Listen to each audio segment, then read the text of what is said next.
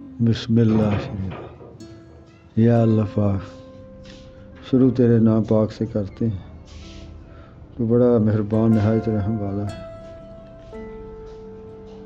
الصلاۃ والسلام علیک یا سیدی یا رسول اللہ صلی اللہ علیہ وسلم وعلی آلک و صحبک یا حبیب اللہ۔ واقعہ حضرت ابراہیم علیہ السلام کا بیان کر رہے تھے، جو کل کچھ حصہ بیان کیا، آج اس سے آگے چلتے ہیں کہ حضرت ابراہیم علیہ السلام نے توحید کی دعوت کا آغاز گھر سے ہی کیا۔ سب سے پہلے اپنے والد حاضر کو توحید کی دعوت دی اور بت پرستی کو چھوڑ کر ایک خدا کی عبادت کی طرف بلایا۔ آپ نے کہا، اللہ ایک ہے، وہی سب کا رب ہے۔ یہ بت جس کی تم پوجا کرتے ہو کسی کو فائدہ یا نقصان نہیں پہنچا سکتے، اس لیے یہ خدا کیسے ہو سکتے ہیں؟ باپ کو بیٹے کی یہ بات بے حد ناگوار گزری۔ اس نے اپنے بیٹے سے کہا، ہمارے بتوں کو برا بھلا نہ کہو، اگر تم باز نہ آئے تو تمہیں پتھر مار مار کر ہلاک کر دیا جائے گا۔ حضرت ابراہیم علیہ السلام نے سخت گفتگو کی پرواہ نہ کی، بلکہ ایک نیک بچے کی طرح اپنے والد سے کہا کہ آج سے میرا اور تمہارا تعلق ختم ہے۔ میں ایک خدا کے دین کو نہیں چھوڑ سکتا، بتوں کو اپنا خدا نہیں بنا سکتا، لہٰذا میں جدا ہوتا ہوں، لیکن لوگوں کو حقیقی رب کی طرف بلاتا رہوں گا۔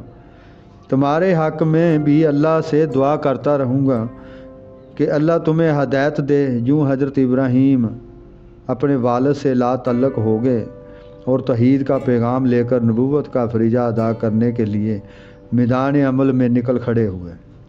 اپنی قوم کو شب و روز سمجھاتے کہ جن بتوں کو وہ خدا مانتے ہیں وہ کوئی کام انجام نہیں دے سکتے۔ اللہ تو صرف وہی ایک ہے جس نے ہم سب کو اور اس کائنات کو پیدا کیا۔ اس دعوت پر آپ کی قوم آپ کی دشمن بن گئی۔ آخر سال وہ مہینہ بھی آ پہنچا جب شہر اور کے نواح میں ایک میلہ لگتا تھا۔ لوگ جوگ در جوگ اس میلے میں شامل ہوتے تھے اور کئی دن رنگ رلیاں مناتے تھے۔ حضرت ابراہیم کے گھر کے چند افراد نے آپ کو میلے میں شرکت کی دعوت دی، لیکن آپ نے وہاں جانے سے انکار کر دیا اور قوم کو توحید کا پیغام پہنچانے کی تدبیر سوچتے رہے۔ ایک دن جب شہر خالی ہو گیا، آپ علیہ السلام شہر کے سب سے بڑے بت خانے میں گئے۔ وہاں سینکڑوں چھوٹے بت سجائے ہوئے تھے، ان کے سامنے رنگ میوے اور لذیذ قسم کی مٹھائیاں رکھی ہوئی تھیں۔ کسی کو پھولوں کے ہار اور کسی کو گجرے پہنائے ہوئے تھے۔ آپ نے ان سب چیزوں کو دیکھا تو ان بتوں سے مخاطب ہوئے، تم چپ کیوں ہو؟ ان کو کھاتے کیوں نہیں ہو؟ میں تم سے بات چیت کرتا ہوں، تم بولتے کیوں نہیں ہو؟ تم اچھے خدا ہو، آج میں دیکھتا ہوں تم مجھے کیا نقصان پہنچاتے ہو۔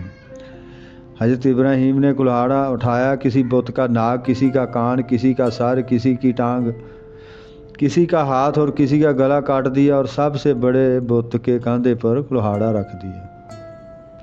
اس کے بعد بت خانے سے باہر چلے گئے۔ میلہ ختم ہوا تو لوگ جوش اور جذبہ سے میلے کی رنگینیوں سے لطف اندوز ہو کر نشہ میں چور شہر کی طرف جھومتے ہوئے لوٹے۔ ان میں سے کچھ بڑے خاندانوں کے امیر زادے اور عمر رسیدہ افراد اس بڑے بت خانے میں گئے، لیکن اندر داخل ہوتے ہی جو ہی انہوں نے اپنے خداؤں کا حشر دیکھا تو غصے سے آگ بگولا ہو گئے۔ ایک دوسرے کا منہ تکنے لگے، ایک دوسرے سے استفسار کرنے لگے، یہ عمل کس نے کیا ہے؟ یہ کون شخص ہے جس نے ان کے خداؤں کے حلیے بگاڑ دیے ہیں؟ ان کے خداؤں کے حلیے بگاڑ دیے ہیں۔ رہ کر بس ایک ہی خیال آتا کہ یہ سارا کام ابراہیم کے سوا کسی اور کا نہیں ہو سکتا۔ وہی بتوں کی پوجا سے روکتا ہے اور ان کو برا بھلا کہتا ہے۔ یہ مؤذن غصہ سے لال پیلا ہو کر اپنے سرداروں اور کہنوں کے پاس پہنچے، اپنے خداؤں کی درگت کا سارا ماجرا کہہ سنایا۔ سردار ان باتوں کو سنتے ہی غضبناک ہو اٹھے۔ حکم دیا گیا کہ ابراہیم کو پکڑ کر ان کے سامنے کیا جائے۔ تاکہ معلوم ہو سکے کہ مجرم کون ہے اور اس کو سخت سزا دی جائے۔ حضرت ابراہیم کو سرداروں کے سامنے پیش کیا گیا۔ ایک سردار نے بے حد روب اور دار آواز سے کہا، اے ابراہیم بتاؤ، ہمارے دیوتاؤں کے ساتھ یہ سب کچھ کیا ہوا اور کس نے کیا؟ ہمارے دیوتاؤں کے ساتھ یہ سب کچھ کیا ہوا اور کس نے کیا؟ حضرت ابراہیم نے تو ایسے موقع کی طاق میں تھے، وہ تو اپنی قوم کے سامنے توحید کا پیغام رکھنا چاہتے تھے، وہ ان کے غلط عقیدوں کی کلی کھولنا چاہتے تھے۔ چنانچہ اس سوال پر حضرت ابراہیم علیہ السلام نے نہایت جچا طلا جواب دیا، مجھے معلوم نہیں، تم سب اس بڑے بت سے دریافت کرو جس کے کندھے پر کلاڑا رکھا ہے، مگر وہ بت کیسے بول سکتا ہے؟ اس سردار کا جواب تھا، تمام کے پاس اس کا کوئی جواب نہ تھا، سب زبانیں گنگ تھی مگر آنکھوں میں قہر کی آندھی تھی۔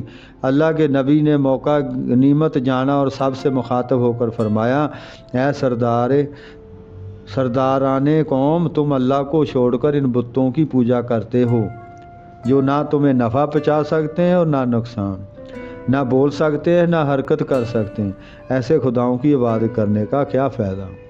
افسوس ہے تمہاری عقل پر جو اس معمولی سی بات کو بھی سمجھنے سے عاجز ہیں۔ اس بات کا ان کافروں کے پاس کیا جواب ہو سکتا تھا؟ وہ تو اپنے باپ دادا کے جھوٹے مذہب کو چھوڑنے پر تیار ہی نہ تھے، مگر ان سچی باتوں پر ان کے چہرے سرخ ہو گئے اور وہ حضرت ابراہیم کے جانی دشمن بن گئے۔ اسے آگے پھر نیکسٹ ٹائم بیان کریں گے۔ اللہم صلی علی سیدنا محمد وعلی آل سیدنا محمد وبارک صلی اللہ۔ اللہ پاک امت مسلمہ پہ اپنی نظر کرم فرمائے اور اللہ پاک خیر و عافیت رکھے، آمین ثم آمین۔